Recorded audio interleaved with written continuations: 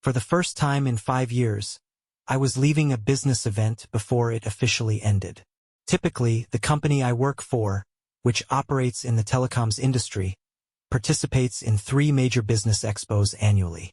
These events are held in different locations across the country and last for 5 full days. Sunday and Monday are setup days, where we assemble our booth and prepare everything for the exhibit. The real action starts Tuesday morning and runs through Thursday, wrapping up around noon. Over the past 5 years, I've been at every single one of these expos, without fail, staying until the very last box was packed and loaded onto the truck on Thursday afternoon. That was my routine until this most recent show. This past May, our exhibition was held at the San Diego Convention Center. Things were going as planned until Tuesday night, when I severely twisted my ankle. By Wednesday morning, I couldn't work at our booth, and my supervisor decided it was pointless for me to stay if I couldn't contribute. Over lunch that day, he told me to book a flight home, which I did without hesitation. By 2 p.m., I was on a flight heading back to St. Louis. Before boarding, I left a voicemail for my wife, Tammy, letting her know I'd be home by 8 o'clock that evening. Tammy and I had been married for 9 years, but before this trip, she'd been upset with me about something. She didn't want to talk about it at the time and said we'd discuss it when I got back. To be honest, I wasn't thrilled about coming home with a sprained ankle or being sent away early by my boss, but I was relieved to have the chance to sort things out with Tammy sooner rather than later. When the taxi pulled up in front of my house, the first thing I noticed was a black Cadillac parked in the driveway. That struck me as odd. I didn't know anyone who drove a Cadillac. Tammy was fully aware I'd be arriving that evening, so the idea of her having company over surprised me and, frankly, bothered me a little. I figured she'd be eager to discuss whatever was troubling her. As I entered the house through the front door, I heard faint noises coming from the family room. Walking through the hallway and into the kitchen, I paused and peeked into the family room. What I saw next was the most shocking thing I'd ever experienced. There on the sofa were Tammy and my closest friend, Chad Williams. But it wasn't just their presence that stunned me. It was the fact that Tammy's blouse was unbuttoned. They hadn't noticed me yet, so I moved closer, standing at the edge of the family room. My voice boomed as I yelled, "What the hell is going on here?" Tammy's head snapped toward me, and her hand flew to her mouth. She gasped, clearly startled. Before I could take another step, I was grabbed from behind by a man I hadn't even noticed was there. He twisted my right arm behind my back and locked his left arm around my neck in a chokehold. I could breathe, but just barely, and I knew he could cut off my airway at any moment if he wanted to. Tammy finally spoke. "I think you understand the situation now, George," she said, her voice cold. "Chad told me everything about what you've been doing at those business events. We've been waiting for you so we could settle this once and for all." Her words felt like a slap in the face. Before I could even respond, she continued, "Did you really think I wouldn't find out about your little girlfriends? Or did you just assume I wouldn't care? Well, let me tell you, I care. You've caused me pain, and now it's your turn to feel it. Chad, Tyrone, and I are going to have a little fun and you'll get to watch. Does that sound fair to you?" I tried to protest, to explain that she was mistaken. But before I could say a word, the man holding me tightened his grip. Before I could process what was happening, something was shoved over my nose and mouth. The strong, suffocating scent of whatever it was immediately made my chest tighten. Within seconds, I felt myself slipping into unconsciousness. When I finally came to, I found myself tied down to the bed in the guest room, my arms and legs stretched out and secured. My injured ankle felt as though it was pressed against a searing hot iron, and the rest of my limbs were beginning to go numb. It didn't take long for me to notice what had been used to tie me down. Speaker wire, the kind I kept in my workshop. Whoever had done this made the knots so tight that they were cutting off my circulation. Looking at my wrists and ankles, I could already see the swelling and discoloration setting in. For a moment, I couldn't remember much about what had happened before I passed out, but the sound of voices on the television at the foot of the bed brought it all rushing back. When I turned my gaze to the screen, I was hit with an unsettling image. Tammy was on camera, completely naked, sitting on the bed in what appeared to be our master bedroom. "Are you awake yet, George?" she asked, staring straight into the camera lens. Her voice was unnervingly casual. "I hope you are, because I wanted you to see this beautiful tool I'm about to enjoy." Then she added, "Chad gets to go first since he's the one who told me about your cheating and helped set this up." Her tone was cruel, mocking, as she turned to someone off-screen. "Tyrone, come over here so George can see what you're working with." I realized then that Tyrone must have been the man who had grabbed me earlier. "I hope you enjoy the show, George," Tammy said, laughing. "Oh, and don't worry, we're recording everything. You'll be able to relive this as many times as you like." Her words barely registered. My immediate concern was the lack of blood flow to my hands and feet. I had no idea how long this ordeal would go on, but one thing was clear. Whatever Tammy and her friends were doing, our marriage was over. My only focus now was getting free. I started tugging at the wire binding my left leg, but the pain was unbearable, and I had to stop. After a brief pause, I tried again, pulling harder each time. Finally, after several attempts, I gave one last desperate yank, and the wire snapped. My left ankle was bleeding, but the wounds didn't seem too deep. Freeing my right leg proved much harder. That was the ankle I had sprained, and every movement sent sharp jolts of pain shooting up my leg. By the time I managed to break the wire, the skin around my ankle was torn and bleeding profusely. With my legs free, I shifted my attention to my arms. The strain on my wrists made it nearly impossible to loosen the knots, so I resorted to using my teeth and brute force to break the wires. After what felt like an eternity, I managed to free my right wrist, though it was bleeding almost as badly as my ankle. The final binding on my left wrist gave way with much less effort, leaving only minor cuts. Once I was free, I realized how badly I was injured. Both my ankles and wrists were bleeding, and the bedsheets were soaked with blood. I looked around the room, desperate for something to use as bandages, but there was nothing. The sight of the bloodied bed made my stomach churn, and when I tried to stand, a wave of dizziness forced me back down. As I sat there trying to steady myself, I heard Tammy's voice again. For a second, I thought she had walked into the room, but then I realized it was coming from the television. "Are you still watching, George?" she taunted. When I looked up at the screen, I saw Chad with Tammy, and they were, well, let's just say they were very busy. For a moment, I wondered if Tammy actually thought I would find any of this entertaining. If she had any idea how furious I was, she might have thought twice about staying in the house. Fueled by rage, I stood up and swung my right arm in a wide arc, smashing my fist into the television screen. Blood splattered across the cracked display as I turned away, catching my reflection in the mirror. My face was a mess. There was a large bump on my forehead, already turning black and blue, and upon closer inspection, I realized there were 4 distinct marks. They looked exactly like bruises left by Knuckles, as if someone had punched me multiple times. I couldn't believe what Tammy had done. She had planned all of this, drugging me, having me beaten, tying me up, just to humiliate me. And for what? To carry on with Chad, my so-called best friend, and some stranger I'd never even met? The betrayal cut deeper than any wound on my body. For a brief moment, I thought about grabbing a baseball bat and confronting the 3 of them, but I quickly realized how much worse that could make things. I wasn't exactly feeling invincible at that moment. My head was still spinning from whatever drug they'd used on me, and I wasn't in any shape to take on Chad and his friend. If they overpowered me again, there was no telling what they'd do. On the other hand, if I managed to get the upper hand, I might lose control and seriously hurt someone, or worse. They weren't worth spending the rest of my life behind bars. Looking around the guest room, an idea came to me. I started smearing blood on the bedposts and pillows, creating a scene that looked far worse than it was. Then, I dragged my bloody hand across the carpet, making 2 streaks that ran from the side of the bed to the door.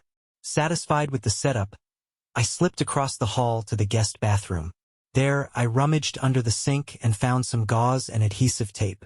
I was careful not to leave any traces of blood on the sink, cabinet, or floor. The last thing I needed was to tip anyone off too soon. Fortunately, the master bedroom in our house was downstairs, so I didn't have to worry about Tammy or her companions hearing me move around.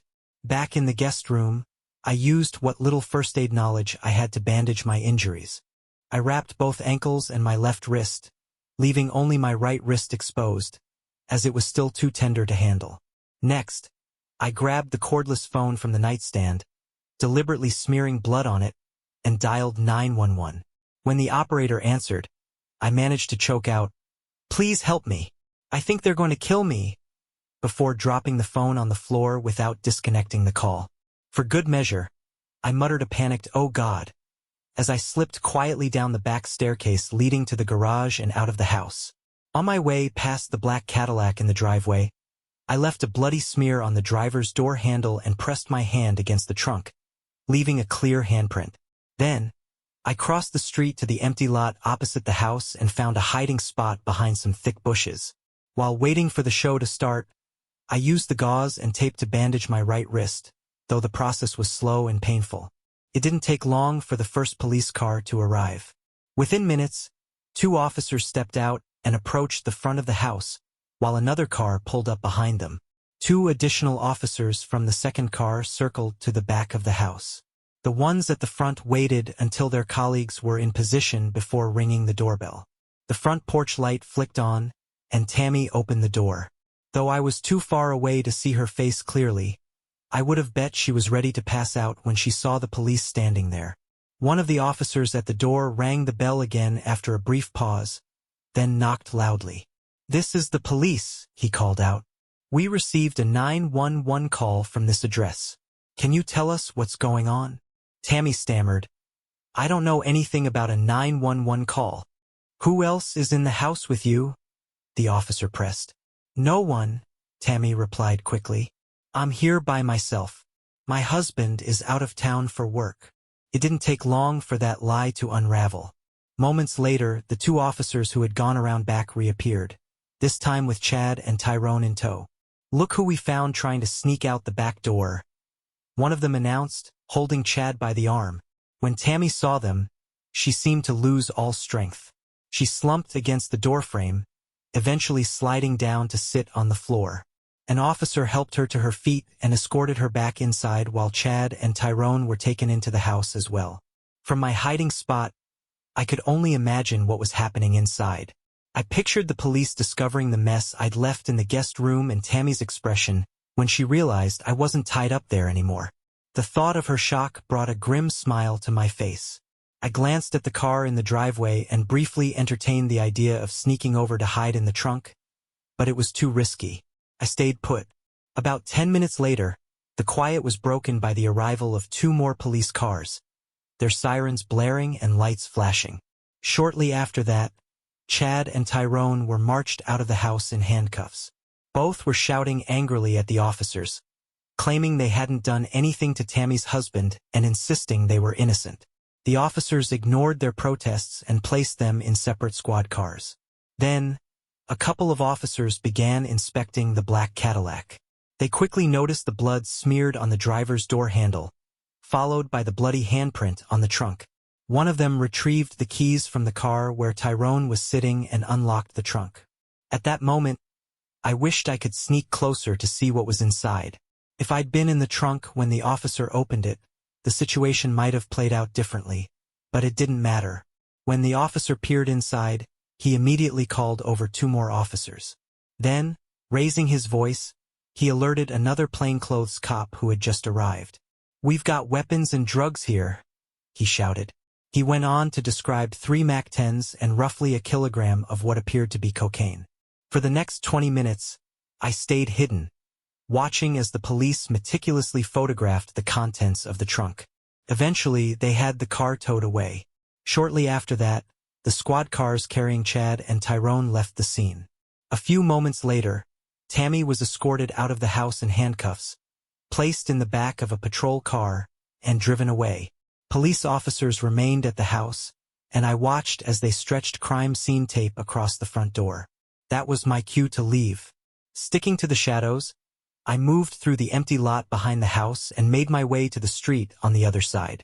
From there, I carefully walked 10 blocks to a shopping center that had a McDonald's. My appearance wasn't exactly inconspicuous, I had blood-stained bandages on my wrists and ankles, and a swollen, black and blue bump on my forehead.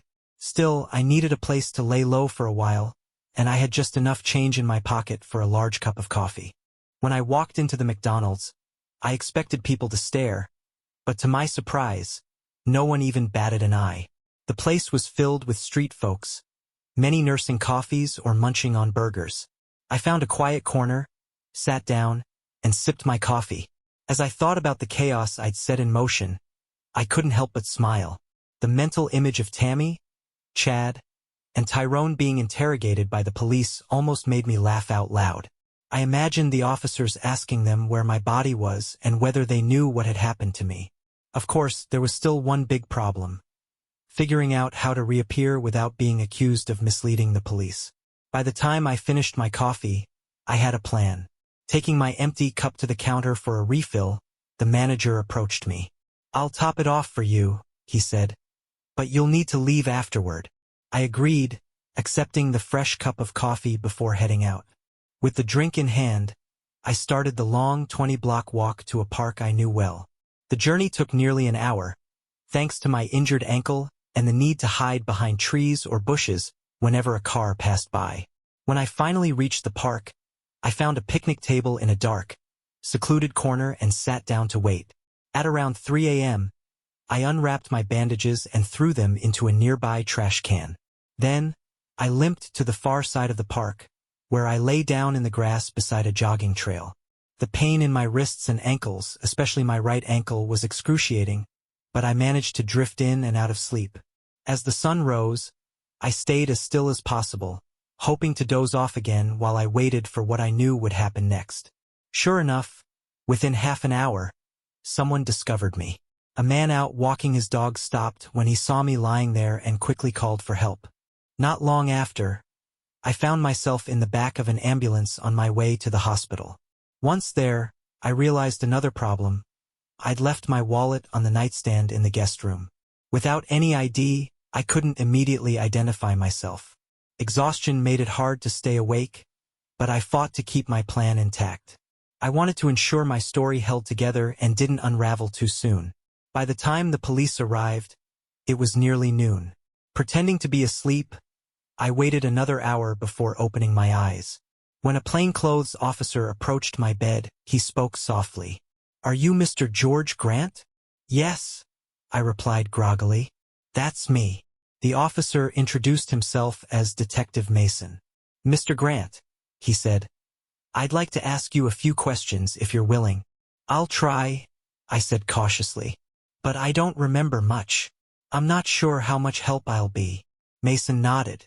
"This morning, around 6 a.m., a man walking his dog found you in a park. Do you remember anything from before that?" I took a deep breath, as though searching my memory. "Yesterday evening, I got home from a business trip to San Diego. When I walked into the house, I found my wife, Tammy, talking with Chad Williams, my best friend." My voice faltered, but I pressed on. Before I could say anything, a man grabbed me from behind. Tammy started yelling at me about something. I don't remember much after that. It was hard to focus. Whoever grabbed me made it difficult to breathe. Mason listened intently. "What happened next?" "I think they drugged me," I said slowly, because the next thing I knew, I woke up in our guest bedroom. I was tied to the bed with wire, and my wrists and ankles were bleeding from the bindings. I don't know how I got there or what they were planning to do to me. I was bleeding pretty badly, and while I managed to free myself, I ended up hurting my wrists and ankles more than I'd expected. I explained to Detective Mason. It was around that time I noticed the television. The screen was showing a live feed from the master bedroom, where Tammy was with Chad and another man. He was a large black man I'd never seen before. I thought I heard them discussing what they were going to do with me once they were done with Tammy. Honestly, it sounded like they were planning to kill me, but I can't say for sure. My head was still foggy. I paused, choosing my next words carefully. At first, I thought Tammy was being forced into all this, that maybe she was being attacked too. And then I realized she was willingly participating. That's when I managed to snap the wire tying me down. I called 911 immediately after. Detective Mason nodded. The 911 call wasn't completed. What caused you to drop the phone? He asked. As soon as I realized Tammy was involved willingly, I put the phone down, I admitted. I thought I heard her say something like, "Go take care of that," and I decided it was better to try and escape. After that point, things get a little hazy. I know I got out of the house, but I can't remember exactly how. Do you recall anyone hitting you? Mason asked. I don't think so, I replied honestly. But a lot of what happened is still unclear. My head's all over the place right now. Detective Mason scribbled a few notes, then looked up at me. Your wife claims she found out you were cheating on her during your business trips. She said she wanted to prove a point, but according to her, you were never supposed to get hurt. The plan, she says, was to release you after she'd made her point. Did she mention how she got the idea I was cheating? I asked. She said it was Mr. Williams, Chad, who told her. I shook my head in disbelief. So, let me get this straight. The only evidence she has is the word of one person, Chad. And that's enough for her to pull something like this? I thought she was smarter than that. I can't believe she'd fall for such a ridiculous story. So you're saying you've never cheated on her? Mason pressed. That's exactly what I'm saying, I replied firmly. I've never cheated on Tammy. All she had to do was ask me, and I could have proven it. It makes me wonder if this whole thing was just an excuse, something she wanted to do anyway, and she used this made-up infidelity as a justification. Mason didn't push back on anything I said, though he asked a few clarifying questions. By the following day, I was discharged from the hospital. When I got home, there was a message waiting for me on the answering machine. It was Tammy, pleading for me to come to the police station and clear things up. She begged me to tell them it was all a misunderstanding and asked me to post her bail. I deleted the message without a second thought, grabbed a beer from the fridge, and sat down to think. A few minutes later, the phone rang again. This time it was Susan Crawford, Tammy's best friend. Susan had never been my favorite person. Her husband had thrown her out after catching her cheating, and I always felt like she'd been a bad influence on Tammy.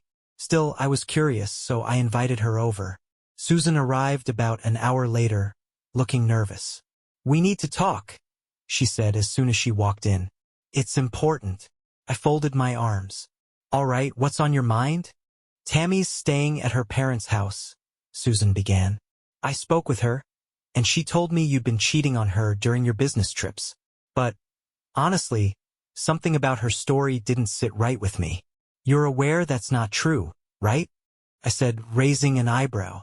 I've never cheated on Tammy. Ever. Susan hesitated, then asked cautiously, Do you know what happened? Did she tell you anything about why she called the police? She didn't call the police, I corrected. I did. For the next 20 minutes, I recounted the same story I'd told Detective Mason. I didn't leave out any details. Susan listened carefully, her expression shifting between shock and disbelief. When I finished, she leaned back and said, I just can't believe Tammy would do something so extreme. It's not like her at all. Unless, do you think she might be having some kind of breakdown? It's possible, I admitted. But why wouldn't she talk to me first? Why go to such insane lengths over something that isn't even true? Do you plan on speaking to her again? Susan asked. Maybe give her a chance to explain her side of the story? I shrugged. If I have to. But my question is, why didn't she just give me that chance from the start? If Tammy truly believed I was doing something inappropriate, why didn't she just talk to me about it before taking such extreme action? I asked Susan, frustration clear in my voice. Susan shook her head. If she'd said anything to me, I would have told her to address it directly with you, she replied. I didn't buy it. Susan had never been my biggest fan, and I strongly doubted she would have objected to Tammy's revenge scheme. I honestly don't know what was going through her mind, George, Susan continued. All I can suggest is that you wait until you know all the facts before making any major decisions. I nodded, though my tone was firm.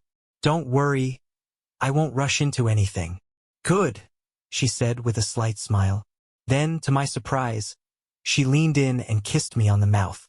If there's anything I can do to help, let me know, she added, her voice carrying an unmistakable undertone. I pretended not to notice her intentions. That won't be necessary, Susan. You've already helped plenty. Right now, I just need some time to myself. After she left, I wasted no time. I picked up the phone and called a lawyer. By 3 o'clock that afternoon, I was sitting in the office of Brian L. Townsend, explaining the situation. I laid everything out, what Tammy had done, how far things had gone, and made it clear that I wanted to file for divorce immediately. I also requested that Tammy be served with the papers the very next day. Mr. Townsend, a seasoned attorney in his late 60s, leaned back in his chair. Mr. Grant, are you certain you want to move forward this quickly? In my years of practice, I've seen countless divorces that could have been avoided if the couple had taken just a little more time to think things through. Are you sure this is the right course of action for you? I hesitated for a moment. You might have a point, I admitted. Maybe I should take a little more time to consider everything. He nodded, seeming relieved. Good. I'm glad you're willing to think this over. These decisions should never be made in haste. How about this? I suggested. We'll hold off on serving the papers tomorrow, but I don't want to wait too long. Let's serve them the day after tomorrow instead. Mr. Townsend's expression shifted slightly, showing a hint of confusion. The day after tomorrow? I thought you wanted to take more time to reflect. I leaned forward. With all due respect, if you're unwilling to act on my behalf, I can find another attorney who will. That seemed to settle it. All right, Mr. Grant, he replied. If that's what you want, we'll proceed as planned. After leaving his office, I went straight to the bank. I closed all our joint accounts and credit cards, transferring the funds into new accounts under my name alone. I knew I'd likely have to give Tammy her share eventually, but I was determined to make her work for it. Over the next couple of weeks, Tammy tried calling me repeatedly, at work, at home, everywhere. I ignored every call. Then, one day, my lawyer informed me that Tammy was planning to contest the divorce unless I agreed to meet with her in person, so she could share her side of the story. I wasn't thrilled by the idea. I'll need some time to think about that, I told Mr. Townsend. That's fine, he replied. When you've made up your mind, let me know. A month passed before I finally called him back. Is it still the case that Tammy wants to meet with me before agreeing to the divorce? I asked. I must admit, I thought I'd hear from you sooner, Mr. Townsend said. Let me check with her attorney and confirm. Later that day he called back. Yes, he said. Tammy is still requesting a meeting. I took a deep breath. Here's what I want you to tell her. I will not meet with her face to face. She can explain herself through her attorney if she feels the need. In the event Tammy wants to contest the divorce, that's fine, I told Mr. Townsend. For now, let's hold off until she's ready to consent. Even though we'll technically still be married during this time, I have no intention of seeing or communicating with her. Does that make sense? I completely agree, Mr. Grant, Mr. Townsend replied. I'll make sure your decision is conveyed to the appropriate parties. The following day, I decided to pay Chad's wife, Beverly, a visit. She welcomed me into her home, offering me a drink before we sat together on the sofa. Beverly immediately began apologizing for what Chad had done, but I quickly interrupted her. Beverly, stop, I said firmly. Just like I'm not responsible for Tammy's actions, you're not responsible for Chad's. They are both accountable for their own decisions. You're right, Beverly sighed, but I still feel awful about what happened to you. I nodded, appreciating her sincerity. The reason I came by today, I began, is to see if maybe we can help each other find some solace. A playful smile spread across Beverly's face. George, you little devil, she teased. I've always thought you were beautiful, I admitted. If I'd met you when I was single, I probably would have asked you out. Before I could finish my thought, Beverly leaned in and kissed me. I'd love that, she whispered, her voice warm and inviting. She led me to the bedroom, and we found comfort in each other's arms. Our time together was unhurried, tender, and deeply cathartic. As we lay there afterward, Beverly murmured softly, "Anytime you need to feel this kind of comfort again, just let me know." I think I might even love you. The next week, I received an unexpected call from the Assistant District Attorney, Andrew Harley. Mr. Grant, I'm handling the case against your wife, Chad Williams, and Tyrone Matthews, he began. Her attorney has suggested that you might not want to press charges against her. Is that correct? No, that's not correct, I said firmly. I haven't spoken to anyone about it because, frankly, I'm not sure what to do. I know Tammy was involved in what happened to me, but I can't say for certain whether she planned for me to be drugged, beaten, or tied up. I suspect she did, but I can't prove it. I also don't know who tied me so tightly that I lost circulation. Harley paused. So, are you requesting charges be dropped? Not at all, I replied. I'll leave it up to your office to decide what to do. In the end, everyone got what they deserved. Tyrone was convicted of kidnapping, assault, possession of illegal drugs, and firearms violations. He received a lengthy sentence in a maximum security prison.